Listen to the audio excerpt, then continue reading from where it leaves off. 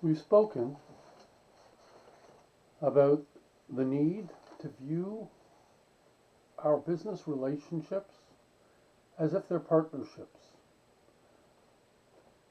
And we've spoken about the key partners as far as we are concerned, which are the employees, the customers, shareholders, and the environment, which of course includes all of the materials that we incorporate into making our product. And we're going to talk about today is the concept of the environment from the perspective of sustainability. This may possibly be perhaps the most important component for us to talk about because the sustainability of the enterprise is enormously challenging and has great opportunities in the current marketplace, especially with all the changes in technology. So we have to start off fundamentally, first of all, what do we believe? Do we believe that the earth is here for us to exploit? Just kind of use it, take it for whatever it's got, cut it down, pipe it out, do whatever we have to do? Is that our perspective? Are we kind of like the center of the universe and everything else will work around us? Or maybe it's the other way around.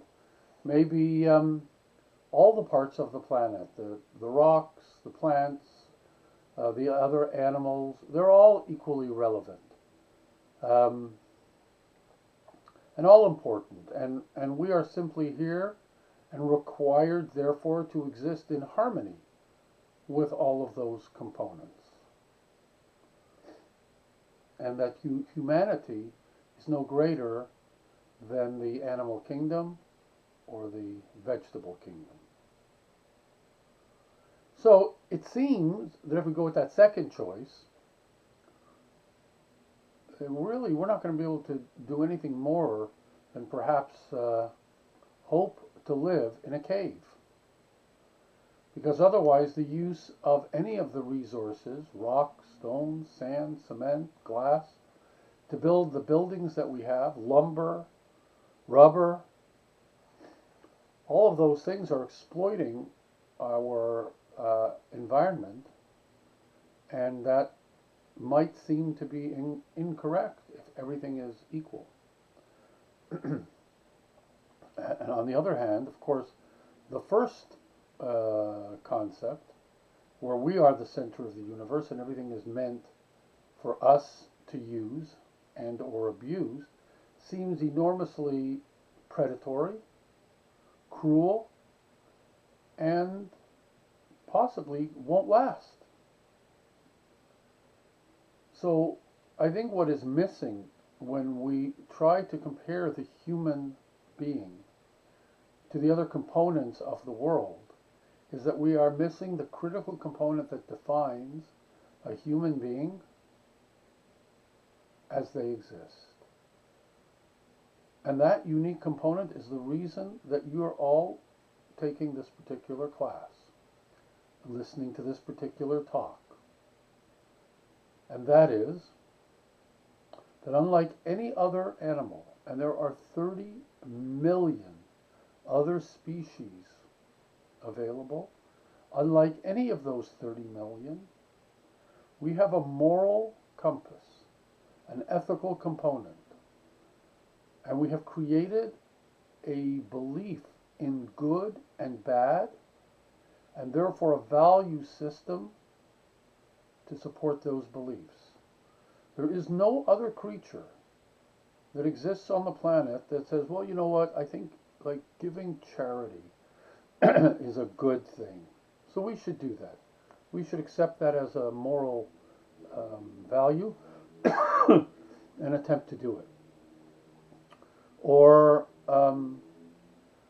or perhaps dealing with gender issues, and we come to a conclusion that all genders should be equal. There are no animals that think that way. We think that way because we have constructed, based on the nature of how we exist, an entire series of beliefs that are the foundation of our ethical culture. So we have this moral conscience, as I said, that allows us to see things from a very different perspective and therefore make choices that are moral. And by making choices that are moral, we move from being either one of many or one alone at the center. Because now, with morality, we add the concept of responsibility and therefore stewardship of our planet and its resources. Now it's no longer enough to simply say we are here so we can take it, or we are one of many and it's equally shared amongst all. The concept that this ethical idea brings out is something that's called sustainability. Sustainability could have been the name of this course instead of corporate social responsibility, because corporate social responsibility is exactly the same thing. It's the sustainability of the organization, and the sustainability of the organization means the sustainability of its partners, and the sustainability of the partners means one of them is the environment, and the other one is humanity, and the customers, and the employees. So the concept of sustainability is a very broad concept, and as you can see, it includes all of these other ideas under that heading. If we view our resources particularly as sustainable, it very much changes the entire perspective we bring to the company that we're looking at. And what it does is it forces us to evaluate whether this particular material that we've been using will continue to exist after we've stopped using it. So for example, let's say you're a book publisher. Let's say you're a textbook publisher. So you know that besides the content of the textbook, which is a human endeavor, in order to put the textbook into someone's hands, we've got to print it. It has to go on paper. We need ink. We need binding. We need warehouses to store it. We need printing presses to print it. And we need trees to provide the paper onto which we will print it. So if we were a textbook publisher, we realize some of these resources are limited. There is not an infinite supply of trees to make the paper. And there's certainly not an infinite supply of oil to make the ink, or whatever other source of ink we're going to use. If we understand that the trees and the ink are partners, we're looking for different ways to make them sustainable so that the organization can continue to exist. One of the things we might consider is the fact that maybe we can make the textbooks digital. Instead of printing them, they'd be on an iPad or any sort of tablet. And they could simply be downloaded and made accessible for a certain amount of time so that the new students would have to constantly update any download that they had. And all of a sudden, we don't need the trees. We don't need the ink. We don't need the printing presses. all the steel and everything that's required to make all that has suddenly been eliminated.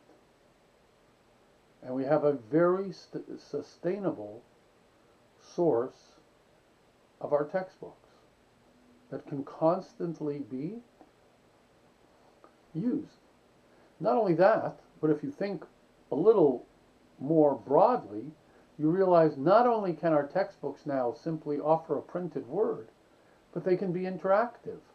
I can have little films that are included in the textbook, because it's on a tablet, that could never have been included in the print version of the textbook.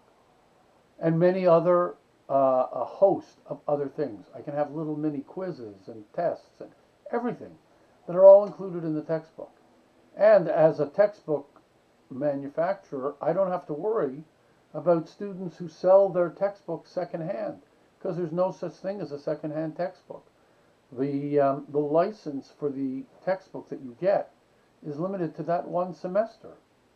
And since there's no printing costs or anything like that, instead of spending $150 for the book, maybe you just spend $15 on the book or $20 on the book. So there's a whole host of opportunities that are opened up by thinking of sustainability as a viable partner in this particular organization.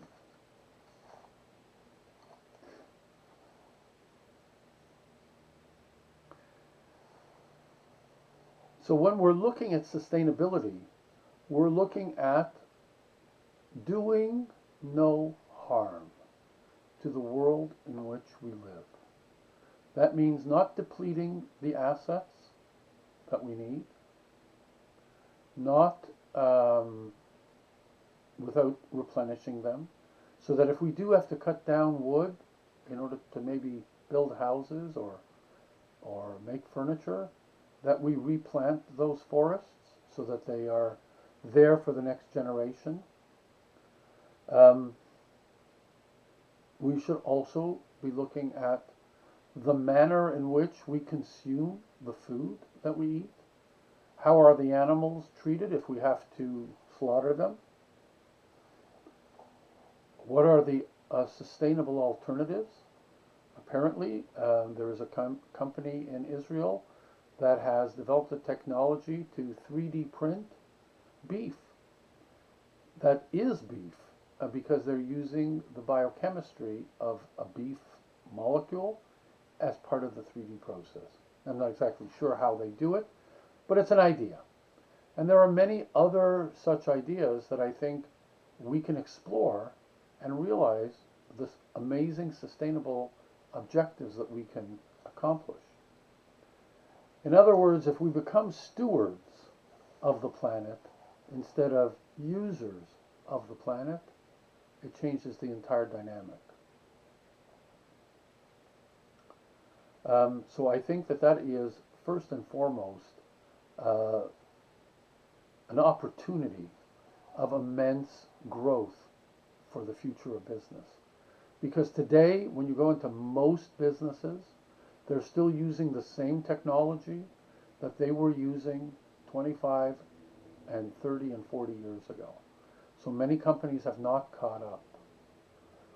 The opportunity, therefore, is for all of you, as you move into the marketplace, to enter these companies and look for sustainable alternatives that allow us to save the forests, to save the animals, to save the trees and the plants, and all of the other components that we use to make our ability to act as moral creatures in this planet. Thank you.